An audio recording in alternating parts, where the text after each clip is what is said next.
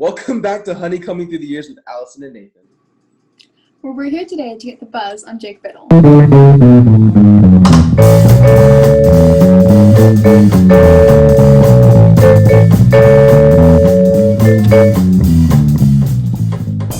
So, have you kept up with your writing since high school?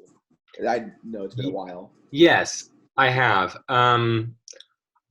For a while, in college, I still wrote fiction, and now I don't really write fiction anymore. But I'm a journalist, so I write for a living, basically. That's pretty cool. So I do it every day, but no longer really stories, because you can't really make money doing that. You can definitely try. About the piece itself, what was your inspiration for that? Well, I can tell you that at the time that I wrote it, my family's Jewish, and I can tell you that at the time that I wrote it, I was developing an interest in the history of Judaism, and especially in the spiritual aspect of that tradition. So growing up, I had not really been interested in religion. I wasn't really raised to go to synagogue, but independently, I kind of got interested in it when I read. I think I remember reading a book called Portnoy's Complaint by Philip Roth, which is one of the most famous books about like the Jewish experience. And I think I was really interested in what those traditions meant for people. So that is probably what led me to write that story. I can tell you that that book, the Abram Leonsikar History of the Jews that he reads, that's a book that was on my parents' bookshelf growing up, and that I had not finished, but at least read some of in high school. That's pretty cool. That had to be my inspiration. Yeah. I can when I was reading the thing, I found I could sort of relate with the character, just in the sense that my dad is Jewish, and so like half of my family is Jewish, but then the other half is Christian. And so I've never grown up like super religious with either. So I could kind of like feel that sort of wanting to know more about it, but like not having really been raised that way for it. Right. That was just me personally. Yeah. I mean, the character, he also didn't really grow up religious and sort of has a flawed relationship with religion. Like, I do think that I meant it to be kind of ironic that somebody would be reading a book like that on their last night of their life, as opposed to actually reading the Torah, right? Like, he's reading a book about the history of the Jewish people, not actually engaging with the religion, the primary text of the religion. I think that's what I meant to reading it. I'm glad you enjoyed it. It's hard not to see the flaws when you're reading something that you wrote a long time ago. Yeah. Too much description, too much on the surface. They use dollars in Jerusalem. They don't for drinks, doesn't make any sense. Of course, they don't use dollars there. There's just all kinds of issues. You don't really play dreidel on Rosh Hashanah. That's another big flaw in the story. It's hard not to see those looking back on it. It just looks embarrassing. But I'm glad that you enjoyed it. So how would you say that your writing style has changed since high school?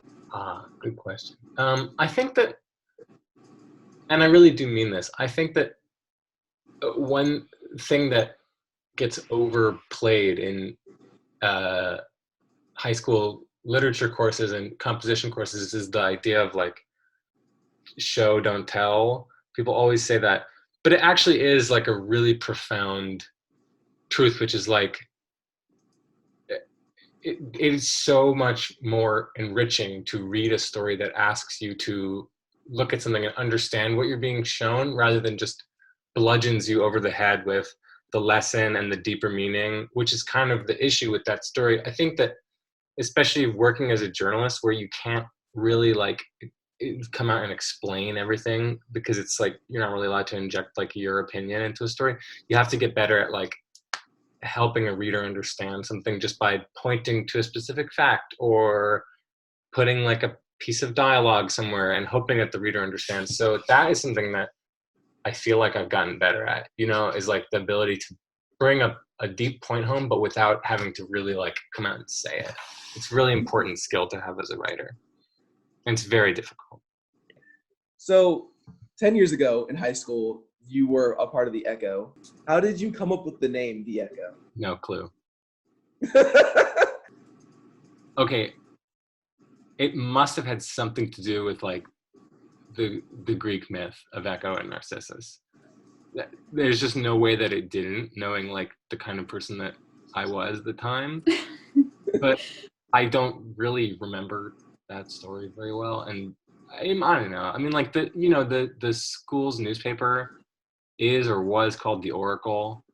The yearbook was called the yearbook. I don't know. We had this Greek thing going. Like there was like the Odyssey. The Odyssey. Yeah, the Odyssey. Yeah. Well, it was like we felt like we had to do something that was along those lines. Oracle, Odyssey. I wish we could have come up with an O, but I don't think I knew So about was there a reason that you specifically chose the Echo story, or is it just kind of like?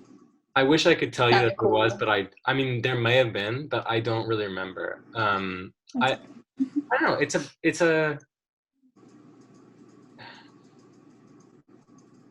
it kind of makes sense because of writing, especially creative writing, can often be an exercise in self-expression and in trying to exteriorize something that's inside. With that story, he's trapped gazing upon himself. He ends up looking in the lake and he can't look away. And then Echo is also there somewhere. I don't really remember what the point, what her relationship in that story is. But the point is, it's about, self-recognition. Did you ever think about the future of the Echo, like how it is today with poetry cafes, poetry jams, stuff called Uncensored, these interviews? They even had a TV show 2 years ago called Satirico. They did? Mm-hmm. That's cool. I don't know. I do think that I think it's important for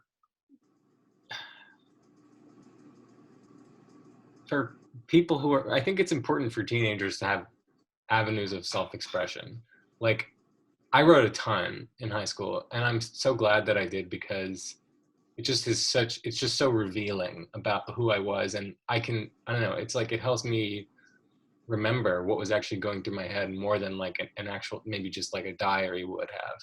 But also, I mean, I don't know, when you go to a school like Steinbrenner, I don't know, I think that it's even that early, it's still important to find places where you feel like you can express yourself.